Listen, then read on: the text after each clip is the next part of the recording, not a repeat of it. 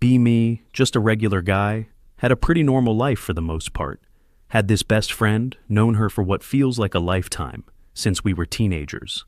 Let's just call her my friend for this story. For years I was the classic idiot, totally into her. She was smart, funny, passionate about her beliefs, and I thought she was amazing. We spent a ton of time together, basically inseparable. The problem was, for her, I was just the buddy, the reliable one, the fixture in her life. I was okay with that for a long time, figuring maybe one day she'd see me differently.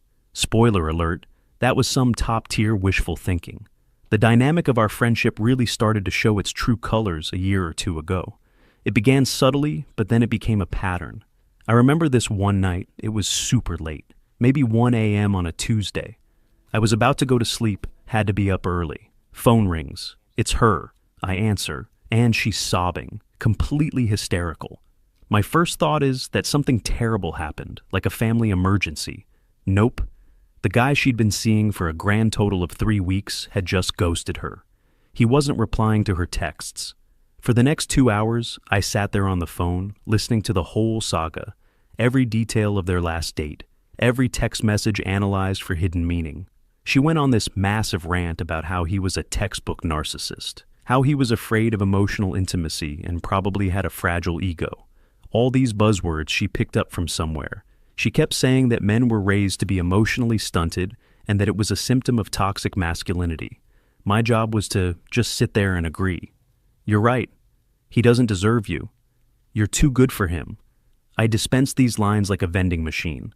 By the time we hung up, it was past 3 a.m. and my ear was hot from the phone. I was exhausted, but I told myself that's what best friends do. That was just the start. That kind of thing became the norm. A week later, my lunch break gets interrupted by a frantic call. Her car had broken down and was at the shop, but she needed a ride back to her apartment. The mechanic's garage was on the complete opposite side of town from my office.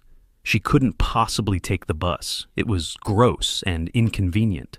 So I spent my entire 1-hour break driving through traffic to pick her up. The whole car ride, she complained. Complained about the mechanic, said he was trying to mansplain the engine problems to her. Apparently, he was being condescending by explaining what a serpentine belt was. She felt he was treating her like she was stupid just because she was a woman. I just nodded along, keeping my eyes on the road, dropped her off, didn't even get a real thank you, more of a thanks talk later, as she slammed the door. I got back to my desk late, with a stomach growling because I'd skipped lunch. It was a constant stream of little things like that. She'd text me pictures from a dressing room, asking for my opinion on an outfit for a date. I'd give my honest thoughts, and she'd almost always do the opposite. She'd then tell me my choice was wrong and that I didn't understand fashion. Then why ask me in the first place? One weekend, she bought a massive, complicated bookshelf from one of those Swedish furniture stores. Guess who got the call to come over and build it? I spent about 4 hours on her living room floor with a tiny Allen key and a confusing diagram of parts. My back was killing me. The entire time, she was on her couch, scrolling through her phone. She'd occasionally look up and say something helpful like, "Are you sure that piece goes there?" Or she'd complain that the instructions were clearly written by men for men because they were illogical. When I was finally done, covered in sweat and sawdust, she announced she was ordering pizza to celebrate. A nice gesture, I thought. The pizza arrives. The delivery guy is at the door. She turns to me with a sheepish look and says, "Oh my God, I totally left my wallet in my other purse. Can you get this? I'll pay you back." I knew right then I would never see that money again. I paid for the pizza. We ate, and I went home feeling like an unpaid handyman. The cycle just kept repeating. Every time a new guy from a dating app disappointed her, I was the one who had to pick up the pieces. My phone became her personal diary for dating horror stories. Each guy was worse than the last, and each one was a new case study for her theories on the flaws of modern men. I was her emotional support system, her driver, her tech support, her furniture assembler. I was whatever she needed me to be in that moment. But it was never about me. If I ever tried to talk about something I was going through, a problem at my job or something, her eyes would glaze over. She'd wait for me to finish, then immediately pivot back to her own drama. Yeah, that sounds tough. Anyway, you won't believe what this guy just texted me. After months of this, I was feeling completely drained. The feelings I had for her were starting to get buried under a pile of resentment. I decided I couldn't keep living like this, in this state of limbo. I had to know one way or the other. I had to tell her how I felt. It was a stupid, foolish plan born out of desperation. I invited her out to dinner. Not pizza on the floor, but a real sit-down restaurant. A nice one. I thought maybe if I changed the context, she'd see me in a different light. She was excited, probably because she thought she was getting a free fancy meal. We sat down, ordered, made some small talk. My hands were sweating. My heart was pounding in my chest. After the main course arrived, I just went for it. I told her everything. That I'd had feelings for her for years. That I valued our friendship more than anything. But I was wondering if it could be something more. I told her I saw how amazing she was, and that I wanted a chance to be the person who treated her right. It was all very earnest and probably very clumsy. I finished my little speech and looked at her, waiting for a reaction. The warm, friendly expression on her face just vanished. It was replaced by a look of profound disappointment, like I had just let her down in the worst way possible.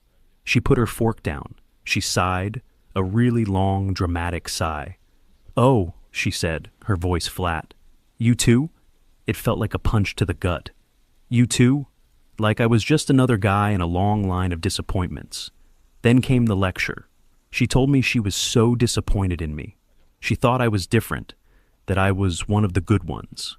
She explained that by introducing romantic feelings, I was fundamentally changing the dynamic of our relationship. That I was trying to turn our pure, platonic friendship into something possessive and transactional. She said she cherished our friendship because it was her safe space, a place where she didn't have to deal with the pressures of male expectations. And now I had violated that space. She told me that men always ruin things by making it about physical attraction. The final nail in the coffin was when she looked at me with this pitying expression and said, "I love you as a friend. You're my best friend. Please don't make this weird." I was completely crushed, not just rejected, but made to feel like I was a bad person for having feelings. The rest of the dinner was agonizingly silent. When the check came, she just looked out the window as if she didn't notice it. I paid. Of course I paid. The car ride back to her place was the quietest 10 minutes of my life. I dropped her off. She gave me a quick, awkward good night and rushed inside. I drove home in a daze. When I got back to my apartment, I just sat on my couch in the dark for about an hour. I replayed the entire conversation in my head. Her words echoed, safe space, violated, you too, and then something inside me just snapped. It was a moment of absolute clarity. She wasn't my friend. A friend doesn't use you. A friend doesn't see your vulnerability as a burden. A friend doesn't treat you like a free service provider. Our entire relationship wasn't a friendship. It was a resource arrangement where I was the only resource. She didn't value me as a person. She valued my utility. I stood up, walked over to my phone. I opened her contact. I looked at her name for a second. Then I hit block. It felt surprisingly good. Then I went onto my computer and unfriended and unfollowed her on every single social media platform. I scrubbed her from my digital life completely. I knew the fallout would be coming, but for the first time in a long time, I didn't care. I slept better that night than I had in years. The next few days were quiet. Blissfully quiet. No late-night calls, no texts with trivial dramas. Then the messages started coming in. First from a number I didn't recognize. It was her. "Is your phone broken? Why aren't you answering?" I deleted it. Then a message from a mutual acquaintance. "Hey, your friend is trying to reach you. She says it's urgent." Ignored. The tone of her messages started to change. They went from confused to annoyed. "Okay, this isn't funny anymore. Just talk to me." Ignoring me is so immature. I thought you were better than that. And finally, they became angry. "After everything I've shared with you, this is how you treat me? Unbelievable." Each message just reinforced my decision. It was all about her needs, her feelings. Not once did she ask if I was okay after I had poured my heart out to her. I held firm. I didn't reply to anything. With all this newfound free time and mental energy, I decided to focus on myself. It sounds like a cliche, but that's exactly what I did. I took the money I would have spent on dinners and coffees for her and got a gym membership. I started going 3 or 4 times a week. At first it was hard. I was weak and didn't know what I was doing, but I stuck with it. I started seeing progress. It felt good to be building myself up instead of propping someone else up. I also decided to get back into an old hobby I'd neglected, hiking. I used to love it, but stopped having time for it because my weekends were always on call for her latest crisis. I found a local hiking group online and signed up for a weekend trek. I was a bit nervous going into a group of strangers, but I forced myself to do it. It was one of the best decisions I ever made. The air was fresh, the views were incredible, and the people were surprisingly cool. And that's where I met her, the new girl. Let's just call her Nicole. We started talking while we were climbing a particularly steep section of the trail. She was funny, down to earth, and had a really warm smile. There was no drama, no pretense. We just talked. We talked about movies, about hiking, about stupid stuff. After the hike, a few of us went to a local cafe to grab coffee. I sat with Nicole. The conversation was easy, effortless. When the waitress brought the check, I instinctively reached for my wallet to pay for both of us. Before I could, Nicole had already put her card down. She looked at me and smiled. I got this. I was genuinely taken aback. It was such a small thing, but it felt huge. It was a gesture of equality, of partnership. I insisted on at least paying for my own, so we split it. We exchanged numbers before we left. I wasn't expecting anything, but she texted me later that day, saying she had a great time. We started texting back and forth. A few days later, I asked her out on a proper date. She said yes immediately. Our first date was amazing. We just clicked. I learned that she was kind, thoughtful, and incredibly self-sufficient. A few weeks into seeing each other, my laptop started acting up. I'm pretty good with computers, so I spent an evening taking it apart and fixing the issue. I mentioned it to her in passing on a phone call. The next day, she showed up at my door after work. She was holding a container that smelled incredible. She had made me a huge pan of homemade lasagna. She said, "I figured since you were busy fixing your laptop last night, you probably didn't have time to cook. This should last you a few days." I almost didn't know how to react. No one had ever done something so thoughtful for me without expecting something in return. It wasn't a transaction, it was just care. Our relationship grew from there. It was healthy, it was balanced. She respected my time and opinions. I respected hers. We built each other up. We were a team. For the first time in my adult life, I was in a relationship where I felt seen and appreciated for who I was, not for what I could do for someone. I was genuinely happy. I had almost completely forgotten about my old life and my old friend.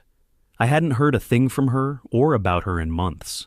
The silence was golden. I thought that chapter of my life was finally completely closed. I was wrong. Fast forward about 6 months. Nicole and I were going strong, better than strong actually. We decided to take our first big trip together, a week-long vacation to a place with mountains and a beach. It was perfect. We spent our days hiking and our evenings just relaxing. We took a bunch of photos, as you do.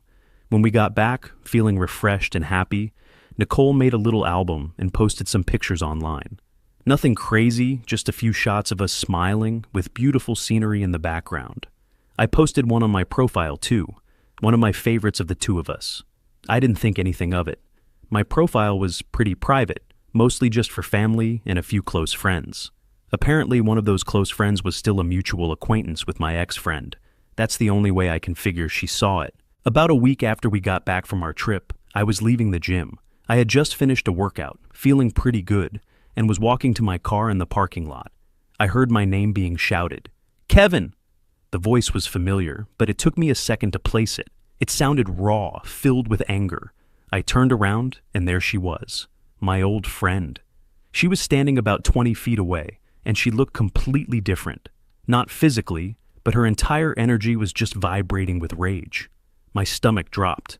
I hadn't seen or spoken to this person in half a year. She marched right up to me, her face red and her eyes narrowed. Before I could even say a word, she started yelling, right there in the middle of the parking lot. "So this is why," she screamed, pointing a finger at my chest. "This is why you've been ignoring me. You threw away years of friendship for her." I was so stunned I couldn't even form a sentence.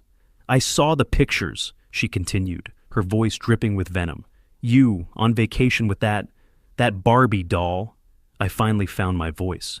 "What are you doing here? How did you even find me?" "It doesn't matter," she shot back. What matters is that you're a backstabbing coward. You abandoned me. Her use of the word abandoned was what really set me off. Abandoned you? I said, my voice dangerously calm. Are you serious right now? The absurdity of the situation was starting to sink in. She was the victim here, in her mind. She went on a tirade, listing all of her grievances from the past 6 months. Do you have any idea what I've been through? She demanded. My car broke down on the highway a few months ago. I had to pay for a tow truck myself because my best friend decided to ghost me. I just stared at her. My mom got sick. She had to have surgery. I had to go through that all alone, with no one to talk to. I needed you, and you were gone. Every complaint was an emergency that, in the past, would have had me dropping everything to run to her side. She finished her rant with the most incredible line of all. I trusted you, she said, her voice cracking with fake emotion. I told you everything, and you just threw me away like I was garbage the second someone better looking came along. For a moment, I felt that old instinct kick in, the urge to apologize, to make it better. Then I looked at her face, contorted with self-pity and entitlement, and the feeling vanished. A cold wave of clarity washed over me, even stronger than the one I'd felt 6 months ago. I took a deep breath. You're right about one thing, I began, my voice steady. I did find someone better. Her eyes widened in shock, not expecting me to fight back. But it's not for the reason you think. It's not about looks. Our friendship, I said, making air quotes with my fingers, was a one-way street. It was all about you, all the time. When did you ever call me just to see how I was doing? When did you ever ask about my life and actually listen to the answer? She opened her mouth to protest, but I kept going.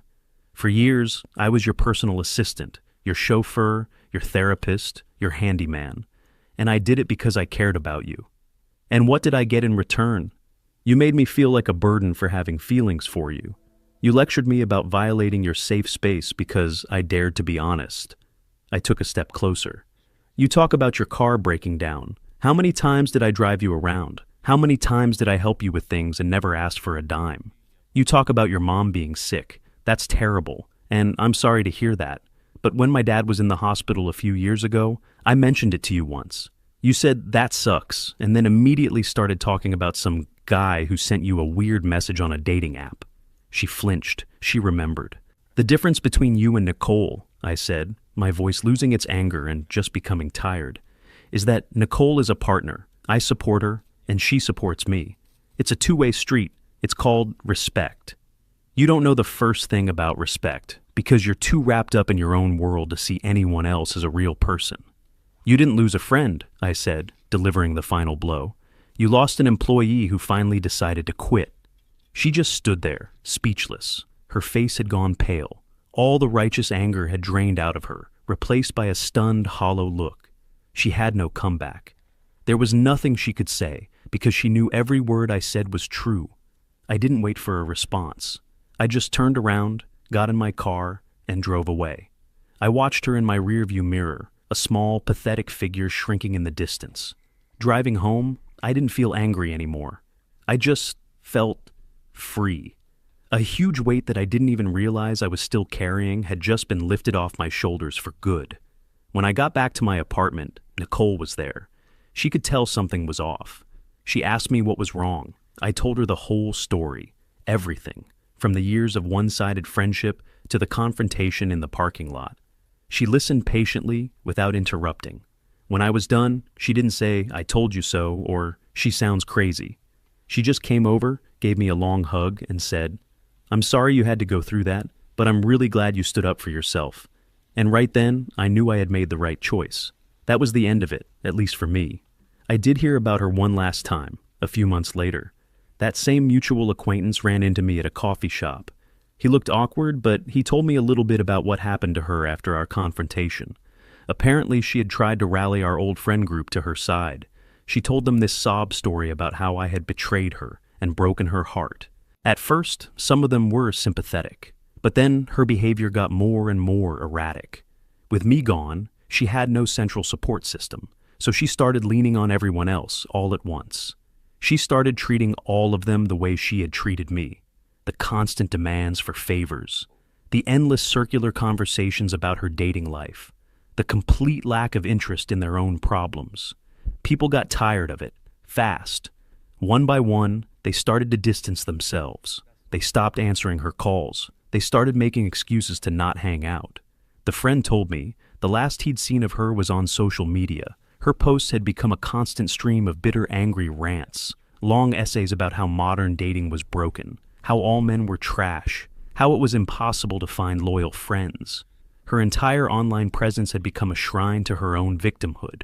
She was surrounded by a small echo chamber of equally miserable people who all agreed with her that the world was unfair. She never stopped to consider that she was the common denominator in all of her failed relationships. She got exactly what she had accused me of wanting, a transactional world. But she was the one offering nothing of value, and she was furious that no one wanted to be her friend for free anymore. I felt a brief flash of pity for her, but it passed quickly. She built her own prison of bitterness, and she was the only one with the key. As for me, life is good. Nicole and I are still together.